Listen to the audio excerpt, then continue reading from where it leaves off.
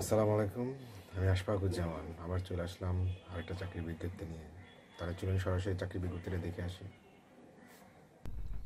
ভিডিওটা শুরু করার আগে একটা কথা বলে নিই, আপনারা যে যেখানে আছেন সাবধানে থাকবেন, সতর্ক থাকবেন, আর প্রতিদিন চাকরির ভিডিও পেতে চ্যানেলটা সাবস্ক্রাইব করে পাশে থাকা নোটিফিকেশন বাটনটা ক্লিক করে রাখবেন। তাহলে চলেন আজকের বিজ্ঞপ্তিটা নিয়ে কথা বলি। আজকে আমরা কথা বলবো বাংলাদেশ পরমাণু কৃষি গবেষণা ইনস্টিটিউট, তার একটা জব সার্কুলার পাবলিশ করছে। আজকে আমরা সেটা নিয়ে কথা বলবো। এটা হচ্ছে তাদের যে অফিসিয়াল ওয়েবসাইট, বিনা ডট টেলিটক বিনা.টেলিটক.com.bd।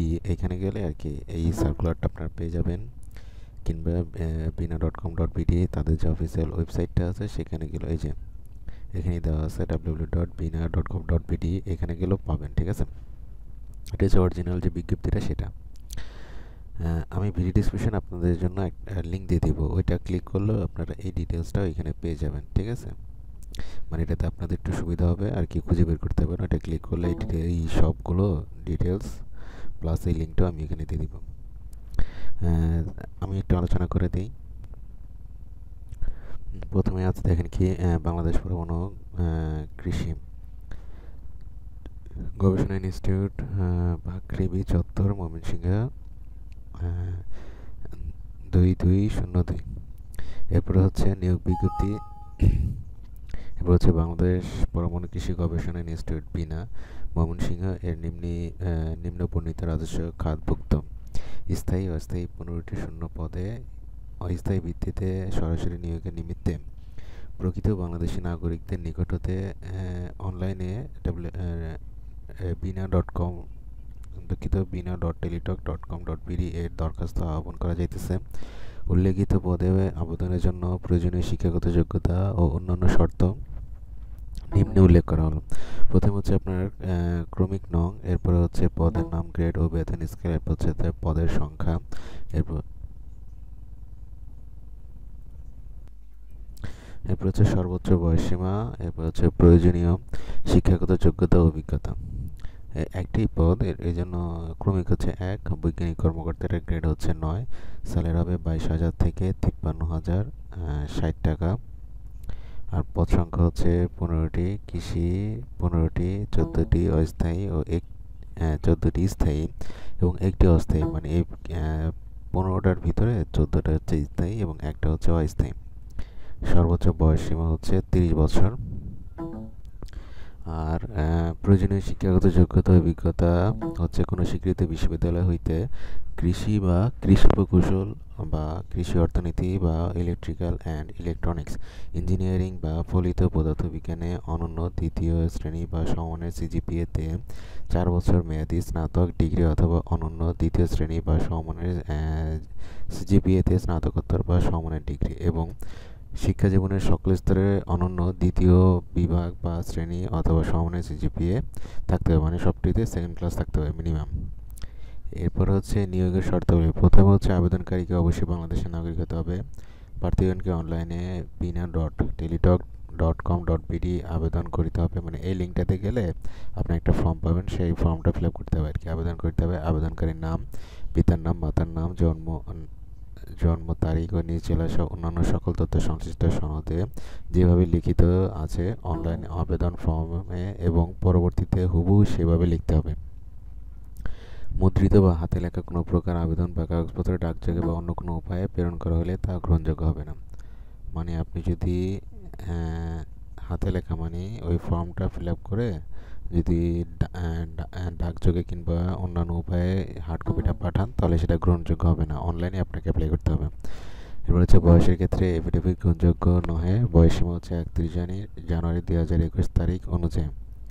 মুক্তিযোদ্ধাদের পুত্রকন্যা শারীরিক প্রতিবন্ধী আবেদনকারীদের জন্য বয়সসীমা সর্বোচ্চ 32 বছর। এমনিতে 30, কিন্তু এই কোটারধারী যারা তারা হবে 32 বছর। সরকারি ও আধা সরকারি ও স্বায়ত্তশাসিত প্রতিষ্ঠানে কর্মরত প্রার্থীকে অবশ্যই যথাযথ কর্তৃপক্ষের মাধ্যমে দরখাস্ত করিতে হইবে এবং কর্তৃপক্ষের অনুমতিপত্র মৌখিক পরীক্ষার সময় প্রদর্শন করিতে হইবে। শূন্য পদ না থাকায় কৃষি প্রকৌশল, কৃষি অর্থনীতি, ইলেকট্রিক্যাল অ্যান্ড ইলেকট্রনিক্স ইঞ্জিনিয়ারিং এবং ফলিত পদার্থবিজ্ঞানের প্রার্থীদের আবেদন করার প্রয়োজন নেই।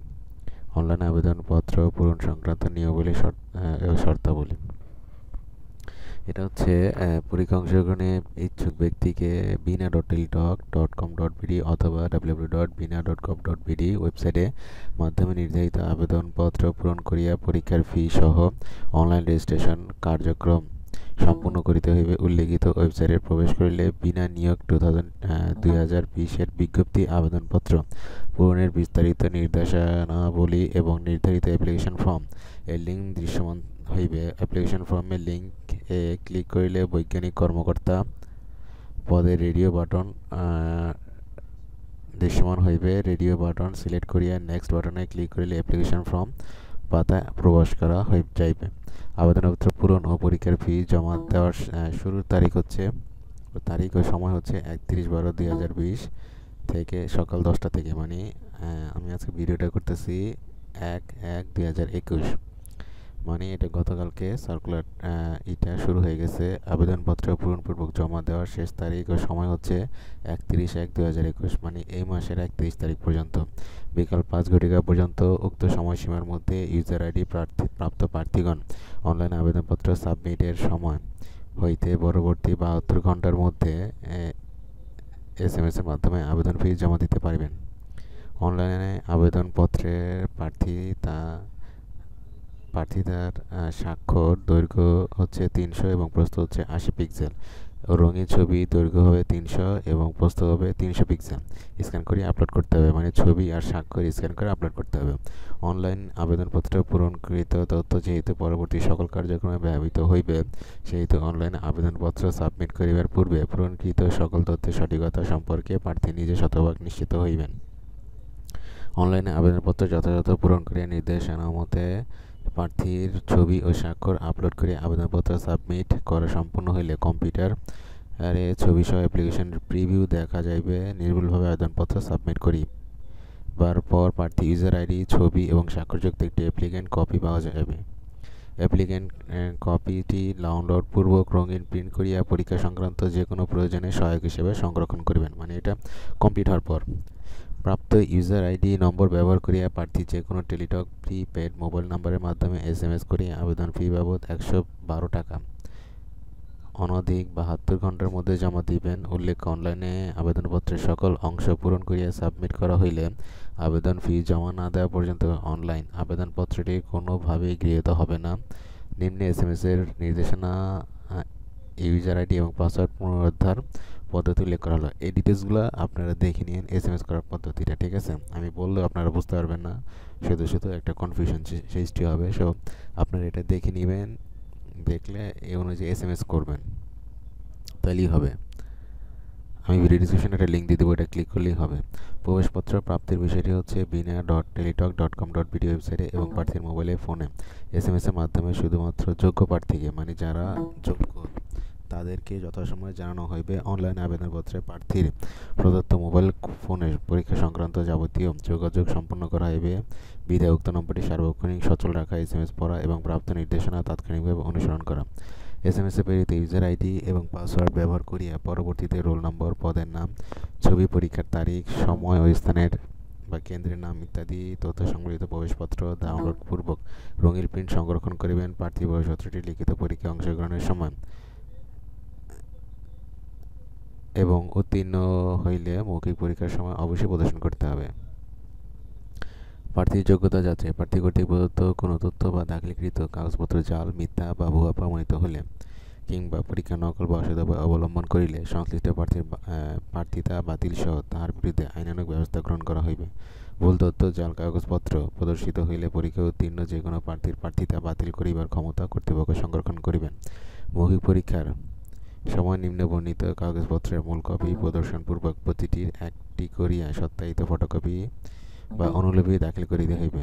প্রার্থীর সকল শিক্ষাগত যোগ্যতার সনদপত্র, প্রথম শ্রেণীর কর্মকর্তা কর্তৃক 1 কপি চারিত্রিক সনদপত্র, ইউনিয়ন পরিষদের চেয়ারম্যান, পৌরসভার মেয়র, কাউন্সিলর কর্তৃক প্রদত্ত নাগরিকত্বের সনদপত্র, জাতীয় পরিচয়পত্র, অনলাইনে পূরণকৃত আবেদনপত্রের কপি, অ্যাপ্লিকেন্টস কপি যেটা আপনি করবেন সেটা, পরীক্ষা সংক্রান্ত যাবতীয় তথ্য বাংলাদেশ পরমাণু কৃষি গবেষণা ইনস্টিটিউট বিনা এর ওয়েবসাইট www.bina.gov.bd তে পাওয়া যাবে। লিখিত মৌখিক পরীক্ষায় প্রাপ্ত নম্বরের ভিত্তিতে চূড়ান্ত প্রার্থী নির্বাচন করা হবে। নিয়োগের ক্ষেত্রে সকল প্রকার সরকারি বিধিবিধান এবং সংশ্লিষ্ট প্রবিধানমালা অনুসরণ করা হইবে। নিয়োগ সংক্রান্ত যে কোনো সিদ্ধান্ত গ্রহণের ক্ষমতা নিয়োগকারী কর্তৃপক্ষ সংরক্ষণ করিবেন। কর্তৃপক্ষ বিজ্ঞপ্তিতে উল্লেখিত পদের সংখ্যা হ্রাস এবং বিজ্ঞপ্তি বাতিল করিবার অধিকার সংরক্ষণ করিবেন। নিয়োগ পরীক্ষায় অংশগ্রহণের জন্য প্রার্থীকে কোনো প্রকার টিএডিএ প্রদান করা হইবে না। আর এই নিয়োগ বিজ্ঞপ্তি কৃষি মন্ত্রণালয়ের স্মারক নম্বর হচ্ছে এটা, তারিখ 30/7/2020 খ্রিস্টাব্দে আলোকে প্রকাশ করা হইল। এটা হচ্ছে ডক্টর মোহাম্মদ আবুল কালাম আজাদ, পরিচালক প্রশাসন ও সাপোর্ট সার্ভিস, মহাপরিচালকের পক্ষে। একদম A to Z সব বলে দিয়েছি। এর জন্য ভিডিওটা একটু বড় হয়ে গেছে, মন দিয়ে দেখে বিরক্ত না হয়ে ডিটেলসটা দেখে নিন। এরপর কোনো সমস্যা হলে ভিডিও নিচে কমেন্ট করেন, আমি যতটুকু জানি জানানোর চেষ্টা করবো। আর ভিডিওটা কেমন লাগলো সেটাও জানেন, আর চ্যানেলটা সাবস্ক্রাইব করতে ভুলবেন না। তাহলে আজকে এই পর্যন্তই, ভালো থাকবেন, আল্লাহ হাফেজ।